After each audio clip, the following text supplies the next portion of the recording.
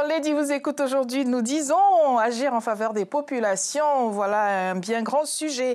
Parce que ne faut-il pas apporter des réponses aux personnes qui sont dans le besoin? Et tout le monde est dans le besoin. Voilà la vérité. 3 invités sur le plateau. En les remerciant pour leur présence. Monsieur, nous commençons par vous. Vous êtes le seul monsieur. Vous êtes Chaher Ben Issa, étudiant en droit. Bonjour. Bonjour. Merci pour votre présence. Vous nous confiez que vous êtes fidèle téléspectateur de nos programmes. Soyez-en remerciés. Merci. 2 dames avec nous à côté de moi. Amina Moyi, conseillère municipale. Bonjour madame. Bonjour. Et puis vous êtes aussi conseillère à l'emploi. Hein, c'est bien de préciser les choses. Et puis, alors je vais dire de Marseille, hein, je vais essayer de le dire avec l'accent, mais est-ce que je vais arriver? Je ne sais pas. Vous êtes Tachi Rifa, oh là là, pardonnez-moi, Chamonix. Tout à fait. Vous voyez, je m'en suis bien sortie. Vous êtes donc chargée de communication. Merci aussi à vous d'être là. Agir en faveur des populations, c'est répondre à tous les besoins. Peut-être la question par laquelle nous pouvons commencer, c'est est-ce que seulement quand on est engagé, que ce soit dans les services sociaux, que ce soit en politique, quel que soit le registre, est-ce qu'on se met à la place des populations? Est-ce qu'on se dit qu'il faudrait mettre des écoles, il faudrait donner des nounous aux mamans? Toutes ces solutions qu'on propose, est-ce que c'est parce qu'on se met forcément à la place, on les appelle des administrés? Oui, on peut dire ça. Après, tout dépend en fait, parce que comme vous disiez, la population, les gens ont leurs besoins. Chacun ramène son besoin et donc du coup, par rapport à ça, on essaye d'agir et d'aider du mieux qu'on peut par rapport à la demande des uns et des autres, sachant très bien que chaque personne, sa demande est beaucoup plus urgent et important. Donc, selon ce que chacun apporte comme demande, on essaye plus ou moins d'agir de la manière qu'on peut faire et agir à ce que la personne soit satisfaite de ce que nous pouvons faire pour l'aider. Alors, il est clair que la question que nous nous posons, c'est partout dans le monde. Hein. Il y a des besoins qui diffèrent, bien sûr, en fonction des réalités locales. Qu'est-ce que vous avez envie de partager avec nous sur ce point-là? Alors, les besoins locaux, je pense qu'il y en a plusieurs. Hein. Il y a des besoins point de vue social, répondre à des questions sociales, répondre à des questions sanitaires, et puis répondre aussi à des questions économiques. Donc, je pense qu'au niveau local, il y a énormément de structures d'État pour répondre à ces besoins. Mais je pense qu'il faut aussi prendre en compte le tissu associatif, le milieu associatif, afin de répondre à ces besoins. Et je pense que entre les structures du type les maisons départementaux qui sont là pour répondre à des besoins sanitaires et sociaux, doivent pouvoir aussi travailler avec le milieu associatif qui lui aussi apporte un soutien énorme vis-à-vis de ces populations qui sont souvent en difficulté et qui sont dans le besoin, sachant qu'on est dans une société aujourd'hui où le taux de pauvreté est énorme et les inégalités se creusent de plus en plus. Donc, alors, est-ce que la difficulté n'est-elle pas que le milieu associatif a souvent beaucoup d'idées et pas du tout de moyens, d'ailleurs? Oui, la difficulté, souvent, elle se pose là. Mais quand on regarde surtout dans les années 2000, on remarque que partout, bien à l'extérieur ou en Afrique, on peut dire, il y a des jeunes maintenant motivés pour qu'ils assistent surtout à la population vulnérable dans tous les domaines.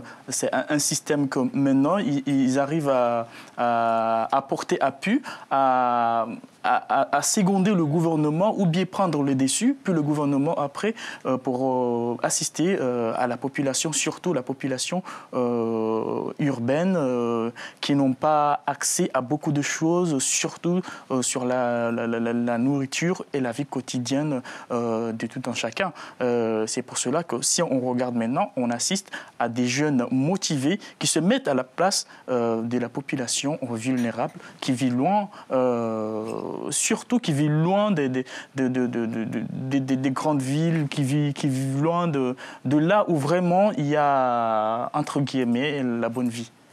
Alors, il y a une photo sur laquelle nous voulions commencer. 6 km par jour avec 20 kilos sur la tête pour aller chercher l'eau. Les femmes d'Afrique et d'Asie du Sud font en moyenne 6 km par jour.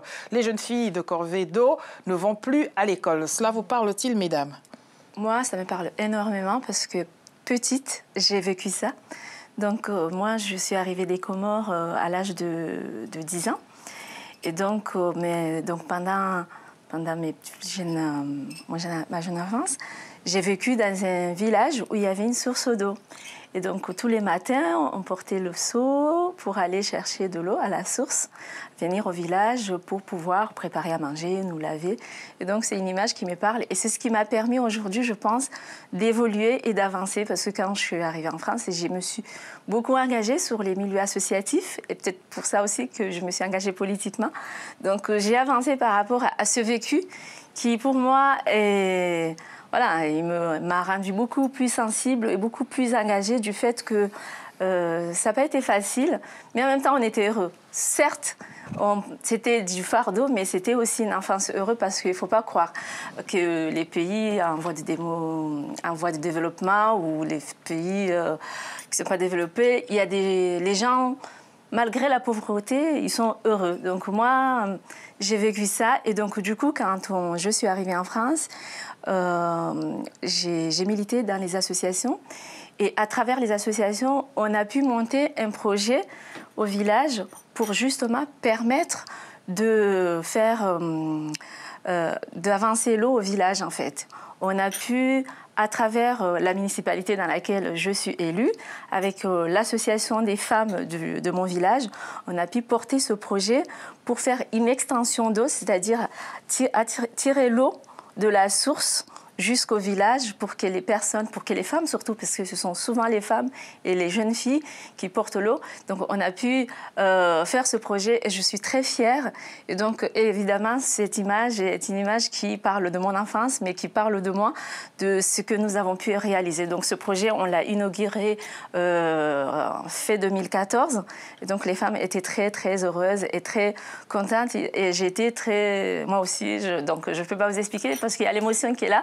Du fait que c'était un projet qui a été beaucoup porté et je remercie les municipalités qui nous aident parce qu'il faut voir que c'est vrai que le milieu associatif est un tissu qui aide beaucoup dans les projets, que ce soit en France, que ce soit dans les pays étrangers, et donc d'où nous venons. Et donc, à travers ces projets-là, on arrive vraiment à développer pas mal de choses, donc surtout les pays en voie de développement ou la diaspora qui est ici. Donc, nous tous, on est tous issus des Comores, et donc les associations aident beaucoup. Et souvent se substitue à l'État. Et donc, c'est ce qui fait qu'il y a de plus en plus un tissu associatif qui se développe. Et donc, voilà. Donc, Bon, alors, reprenez votre souffle. Le quart d'heure d'émotion est passé. Est-ce que cela veut dire, et c'est la question que nous posions au début de cette émission, faut-il avoir vécu une situation soi-même? Faut-il se mettre à la place d'eux? Faut-il comprendre les choses de l'intérieur pour identifier, discerner qu'il faut absolument apporter une solution? Non, je pense que pas nécessairement, et heureusement d'ailleurs. Oui. Pas nécessairement. Donc vous avez des ONG qui, pour la plupart du temps, donc ont des bénévoles qui vivent en général dans des pays développés et qui partent justement dans des pays en voie de développement pour pouvoir apporter des aides et des solutions. Donc je ne pense pas que ces personnes vivent ces situations-là. Mais donc ça, c'est pour répondre à votre question. Je reviens à la question de tout à l'heure par rapport à l'éducation pour les enfants. Effectivement, dans une situation comme l'image que vous avez montrée, donc effectivement, quand vous êtes dans des villages où les enfants sont obligés de faire ce genre de travaux, puisque bon, ce sont des travaux, donc ça, il y a les conséquences de l'éducation, donc ils vont plus à l'école, et là, il faut absolument que les gouvernements de ces pays comprennent la nécessité justement de trouver des alternatives ou des solutions pour que puisque après c'est aussi culturel, hein, c'est les familles qui envoient ces enfants aller chercher de l'eau. Ils le le font pas parce qu'ils sont paresseux. C'est pas de la maltraitance, c'est pas de la maltraitance. oui. Voilà, exactement. C'est culturel. Donc, il faut aussi qu'il y ait un travail de prévention, de pédagogique, justement, vis-à-vis de ces familles, pour expliquer que l'école est très importante pour ces enfants-là, puisqu'en général, nous, on a la phase maternelle, on a la maternelle, on a le CP, l'école élémentaire. Il faut savoir que dans les pays d'Afrique, en général, cette phase-là d'éducation pédagogique n'est pas nécessairement obligatoire à leurs yeux. On donc passe intéressant. des tâches ménagères, des tâches domestiques au cours préparatoire à peu près. On va dire à l'âge de 7 ans. 6-7 ans. Et encore, il y a des familles qui ne voient même pas cette nécessité-là, à cet âge-là, d'envoyer les enfants à l'école. Donc, il faut quand même, comme vous avez dit tout à l'heure, qu'il y ait quand même une politique au niveau de chaque gouvernement pour qu'il y ait une prise de conscience et une prise de conscience par rapport à ce problème, et aussi une prévention qui est faite auprès des familles via les ONG, via les associations, parce qu'encore une fois, on ne peut pas non plus... le gouvernement ne peut pas tout faire. Donc, il y a aussi des organisations qui sont là, et heureusement qu'ils sont là, pour accompagner. Il y a aussi des associations. Donc, je pense que le travail en binôme de ces deux entités est important pour pouvoir répondre à ces questions. Alors, est-ce que, tout de même, quand on répond est-ce qu'il y a des réponses universelles? Parce qu'on sait très bien que les populations, quelles qu'elles soient, ont besoin de médicaments, de l'accès aux soins, ont besoin, bien sûr, de l'éducation. Mais ne faut-il pas prendre en compte aussi le fait qu'il faille adapter des solutions aux réalités locales, ça et là? Et souvent, vous parliez des ONG, parfois la solution vient, on va dire, en conserve, et il faut l'administrer telle qu'elle arrive. Sur cette question, permettez-moi de tourner un petit peu sur la question la photo que je viens de voir là, faire 6 km pour trouver de l'eau. Est-ce que vous savez que, je vais dire juste en Afrique, est-ce que vous savez qu'il y a des gens qui font plus de 6 km et qui ne trouvent pas l'eau, et qui font moins de 6 km et qui ne trouvent pas l'eau?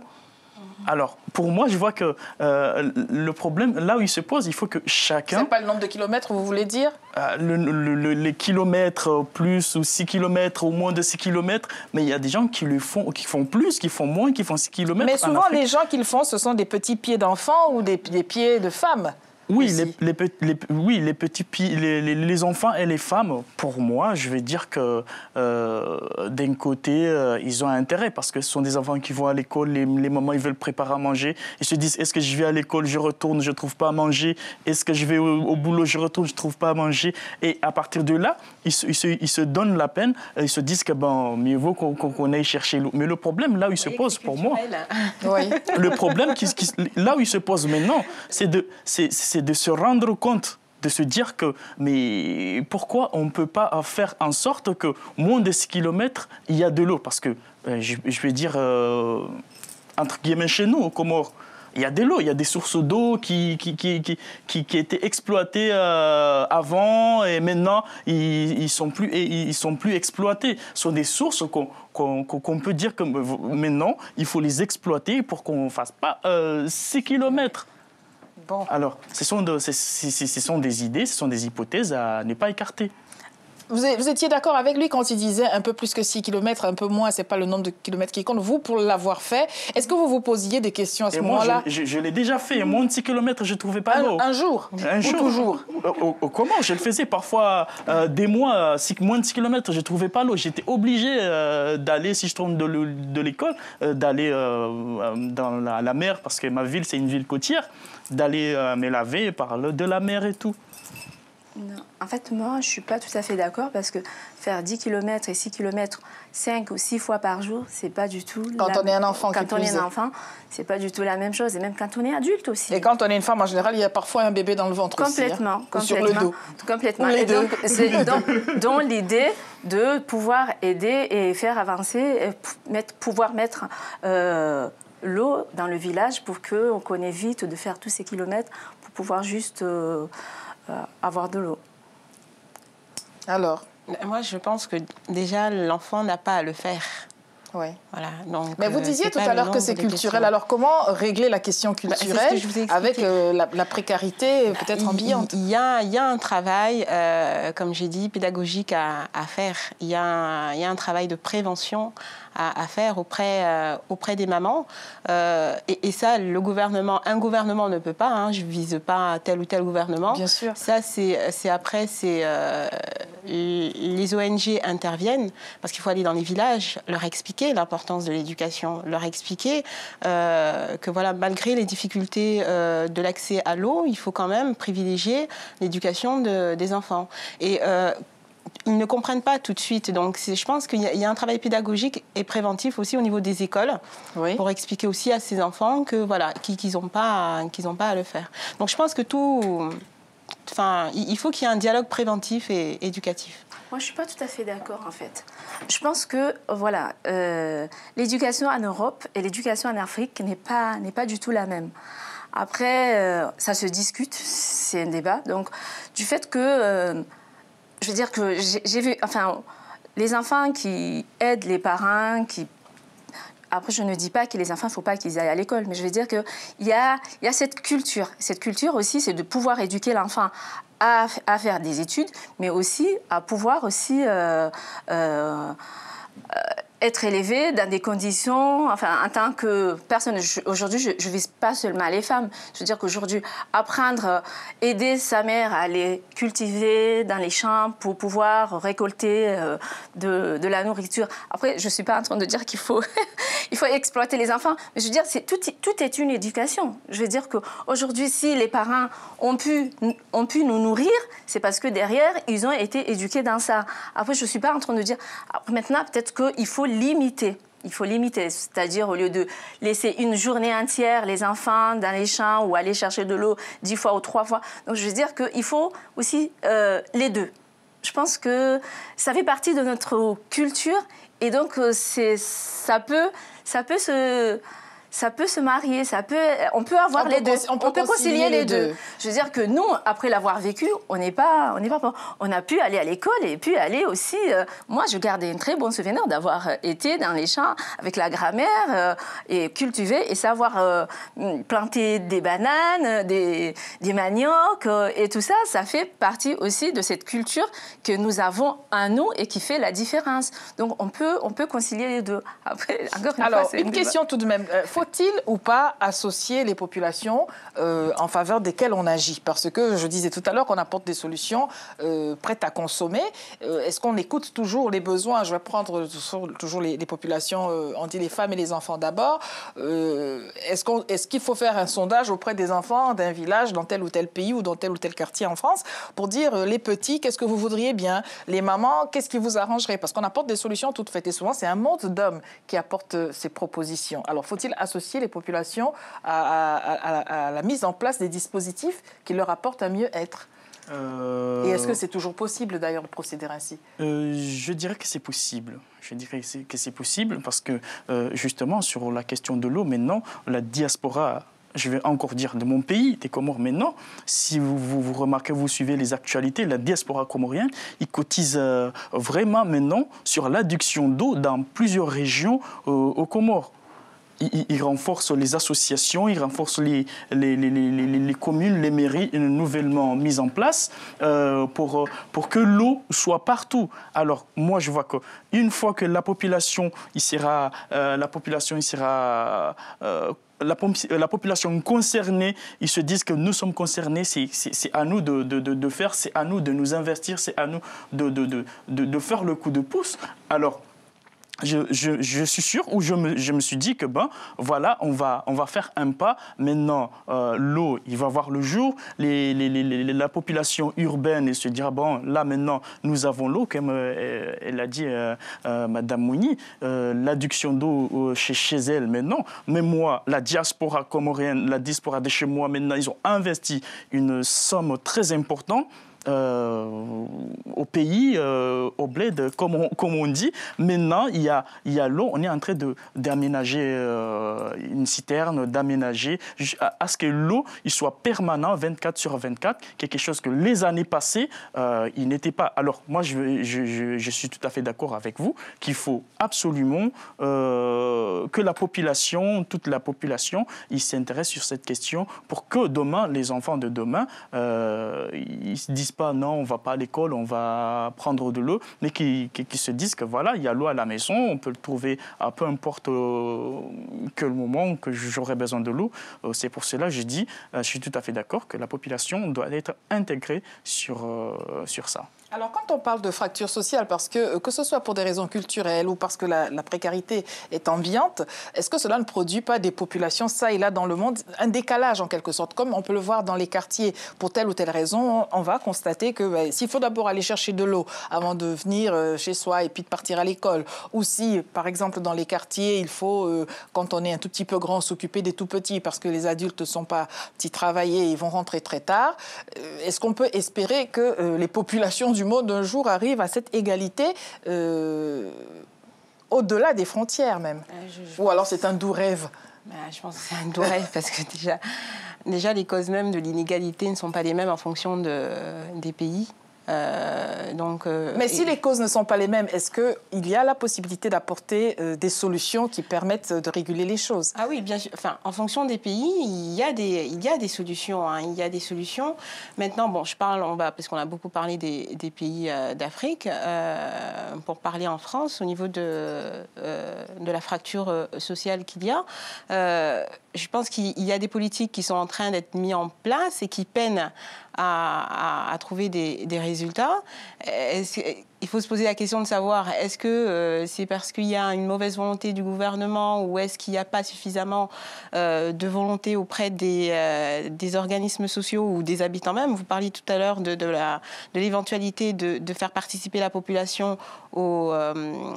justement aux actions qui soient eux-mêmes acteurs de leur propre, on va dire entre parenthèses, évolution.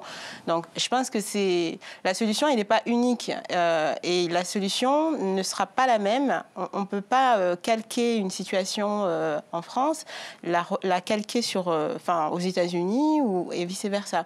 Donc les fractures, de manière générale, je pense que les inégalités se creusent partout dans le monde.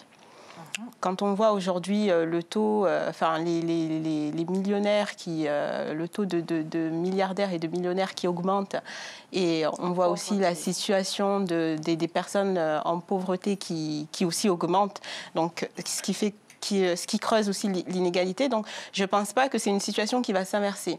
Donc au contraire, c'est une situation qui va évoluer. Maintenant, après, je pense que les solutions, elles vont être différentes en fonction de chaque pays. Et ici en France, je pense que ça va continuer malheureusement à évoluer aussi. C'est quoi l'urgence pour vous aujourd'hui, chacun?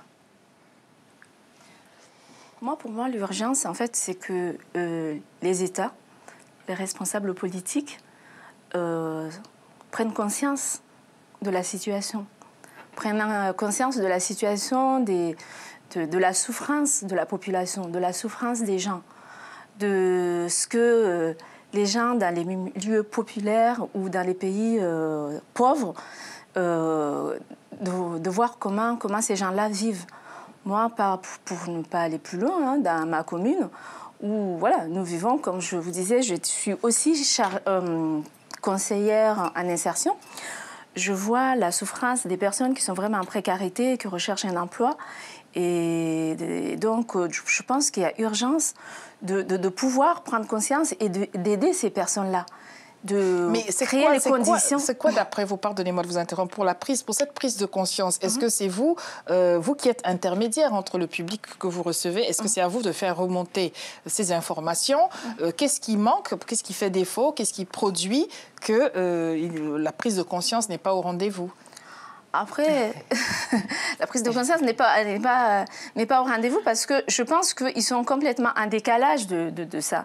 Nous, les élus locaux, ceux qui habitent vraiment à proximité, c'est ce qui voient vraiment ce que les gens vivent. Après, voilà, on a nos technocrates, ceux qui vivent là-haut, ne peuvent pas voir. Ils entendent, ils voient des chiffres parce qu'il y a des sondages. Il faudrait qu'ils fassent une immersion totale de temps en temps au village ou bien dans nos villes, ici en France, de voir les gens qui vivent avec le RSA ou qui vivent avec les minima sociaux, de voir à quel point ces gens-là perdent complètement confiance en eux et perdent vraiment leur identité de parents, parce que les parents qui n'ont pas les moyens de pouvoir nourrir leurs enfants, de pouvoir les habiller et leur donner ce qu'ils souhaitent, c'est une vraie difficulté et une vraie souffrance. Donc c'est ça en fait, c'est de pouvoir créer les conditions pour que voilà, chacun de nous, moi par exemple la Courneuve, c'est la France, c'est pas un autre pays, et on voit des personnes et des familles de plus en plus dans la précarité, dans la souffrance.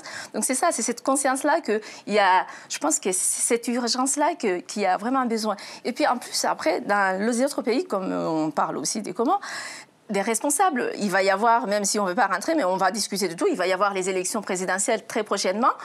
Est-ce que c'est les futurs présidents ou élus qu'ils apportent des solutions concrètes, parce que le Comorien lambda, qu'est-ce qu'il veut? Il veut seulement son bien-être. Son bien-être, c'est quoi? C'est de pouvoir manger, boire, se soigner et avoir de l'électricité pour pouvoir... Et avoir des perspectives aussi. Et avoir des perspectives. Donc c'est pour ça que je pense que c'est ça l'urgence. Alors, permettez-moi, je souriais parce que je pense aussi que par rapport à votre question, vous les médias, vous avez aussi un rôle à jouer dans justement aussi la... Alors, c'est fini, nous dit-on en régie. Juste une question, est-ce que les femmes et les hommes sont égaux devant les inégalités? C'est le cas de le dire. C'est oui ou c'est non? C'est non.